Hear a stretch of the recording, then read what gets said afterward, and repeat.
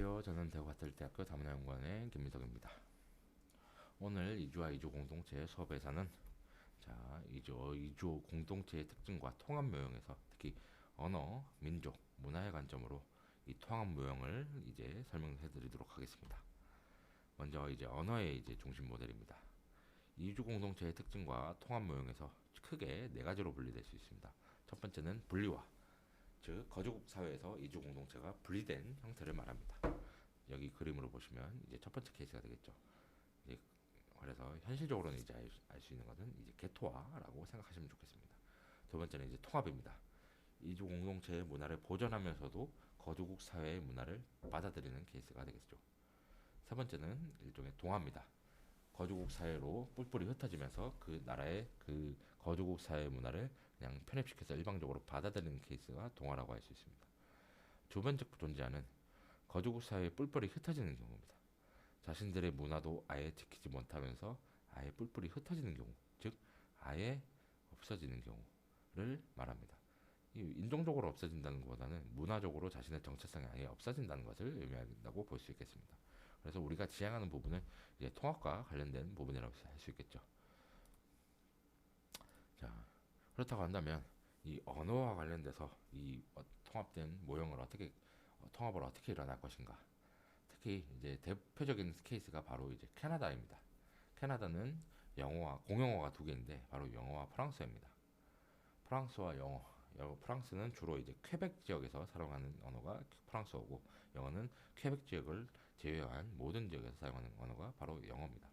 즉 영어를 사용하는 이제 지역에서는 주로 이제 영국계 출신, 네, 캐나다인이 대부분이라면 이제 과거 이제 인종적으로 봤을 때는 퀘벡 출신에는 이제 과거 이제 프랑스 출신의 이주민이 퀘벡으로 와서 지금의 삶의 터전 이룬 것이 일종의 캐나다의 현 주소라고 할 수 있겠습니다. 그렇기 때문에 현재 캐나다에서는 공용어가 이제 두 가지이기 때문에 모든 공적 시스템, 교육이나 행정 시스템에서는 두 가지 언어가 기본 메인 언어로 사용해야 됩니다. 그래서 대표적인 예시가 정치인 관계자도 자신들의 이제 연설을 위해서는 영어와 프랑스어 두 번을 하게 되어 있습니다. 그렇기 때문에 이러한 부분에서도 굉장히 언어의 차이에 있어서도 굉장히 큰 이제 문제가 발생할 수 있다. 그래서 이 그림을 보시면 바로 잉글리시 영어를 사용하는 국가 파란색, 여기 보시면 프란치 퀘벡을 중심으로 한 이제 프랑스어 사용하는 국가 곳들 이렇게 딱 명확히 나눠지는 것을 할 수 있겠죠. 근데 이 문제는 뭐냐? 하나의 언어를 사용하는 순간 곧 그것이 지배 언어가 된다는 점입니다. 예를 들어서 빨간색, 즉 영어를 많이 사용하는 지형도 넓고 사람들이 많기 때문에 캐나다어는 당연히 영어를 이제 공용어로 해야 된다. 하나의 공용어로 해야 된다라고 했을 때 여기 있는 사람들은 반대하겠죠. 그럼 일종의 그것이 일종의 뭐랄까 지배적인 일종의 권력이 되겠죠. 그렇다고 했을 때 그거는 수평적인 관계라기보다 통합의 모형에서는 일종의 동화라든가 주변적 존재의 가능성이 높겠죠. 통합 모형이라기보다는 반대의 케이스도 똑같고요. 그래서 이 언어라는 문제도 일종의 굉장히 큰 문제를 나타낼 수 있다. 자, 두 가지 이상의 공용어가 있다면 무슨 문제가 발생할 수 있느냐? 제가 방금 말씀드린 것처럼 모든 공적 시스템에서는 두 가지 언어가 공통으로 사용됩니다. 똑같은 교과서를 만들어도 한 교과서가 두 가지 버전이 있어야 되는 거죠. 영어 버전, 프랑스어 버전. 솔직히 말하면 비용도 그런 부분에서 좀 더 이제 낭비될 수 있는 부분도 존재는 하게 됩니다. 그렇다면 그런 문제를 어떻게 해결할 수 있느냐? 해결이라는 부분은 명확하게는 존재하지 않겠지만 이 부분을 어떻게 또 해결할 수 있을지에 대해서도 살펴보도록 합시다. 아까 이제 캐나다에서는 두 가지 언어가 공용어였는데 공용어는 아니겠지만 한 나라 안에 언어가 존재하는 국가 중에서 파푸아뉴기니는 839개가 존재합니다. 공용어는 아니지만 언어의 존재 그 자체가 839개가 존재합니다.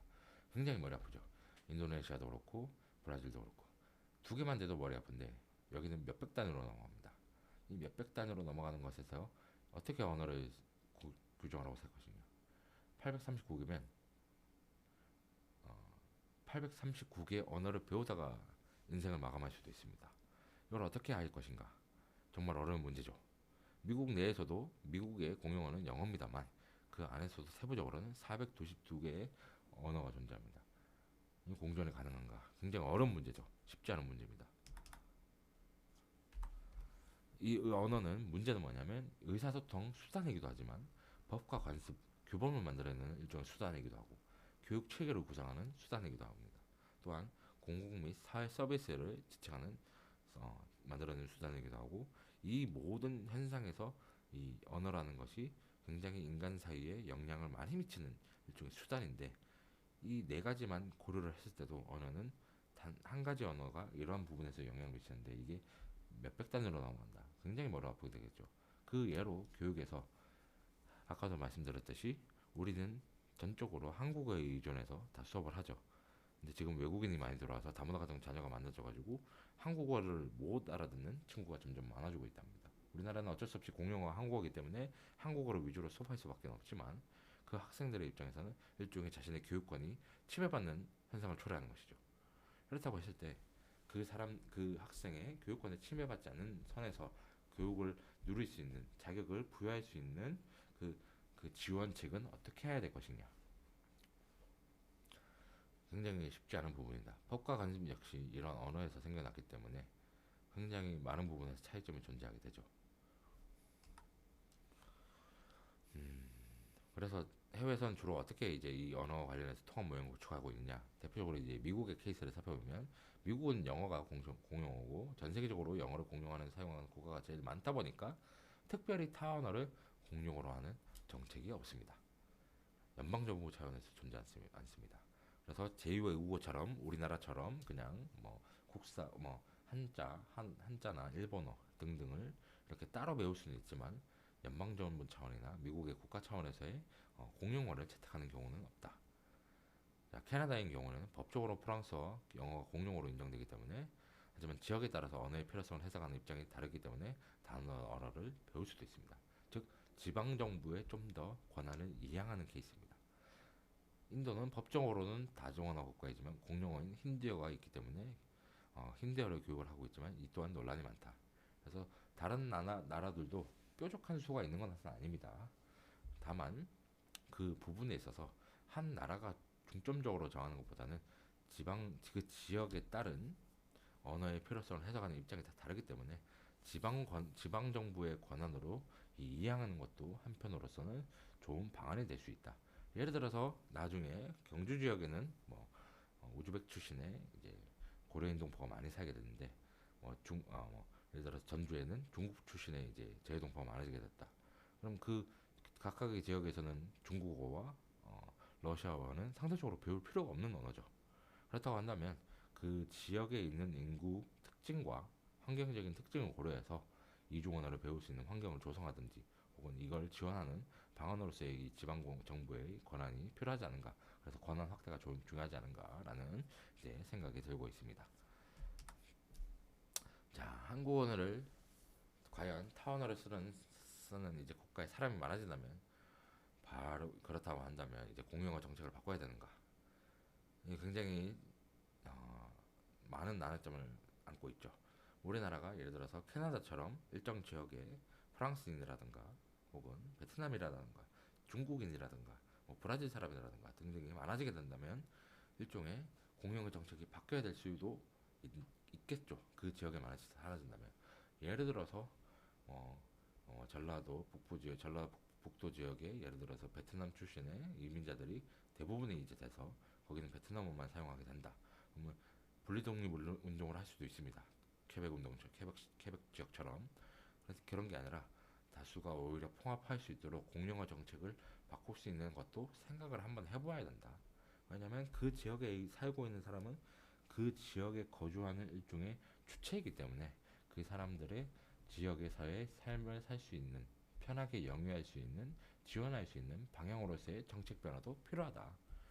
이런 부분에서 그렇기 때문에 아직까지는 굉장히 낯설고 이해하기 어려운 부분일 수도 있겠지만 나중에서는 이런 부분이 일상적으로 바뀔 수도 있다. 예를 들어서 서울은 한국인이 선주님이 많아서 한국어가 공용어인데 방금 말씀드린 것처럼 지방의 경주나 전라도가 광주가 예를 들어서 다르다. 이민자의 부여 구성이 다르다면은 비율이 다르다면은 이 공용의 정책이 아예 바뀔 수가 있는 거죠. 그렇다고 했을 때 그 외국 베트남 분들이라든가 혹은 뭐 경주에 있는 고려인 분들이 그 사람들이 주민이 아니라는 점은 아니거든요. 그럼 그 사람들의 수요를 과연 적절히 시의적절하게 바꿔줄 수 있는 것인가? 그것도 일종의 고민해야 될 일종의 방법이 되고 있다. 방향성으로 이제 점점 변하고 있다라는 점. 그래서 굉장히 낯설 수도 있습니다만 해외에서는 이러한 부분이 벌써 바뀌고 나가고 있는 중입니다. 물론 대부분의 국가는 아니고 주요 선진국 몇몇 국가에서만 나타나는 변화이긴 하지만 굉장히 생소하겠지만 이런 부분도 생각해 봐야 될 문제다.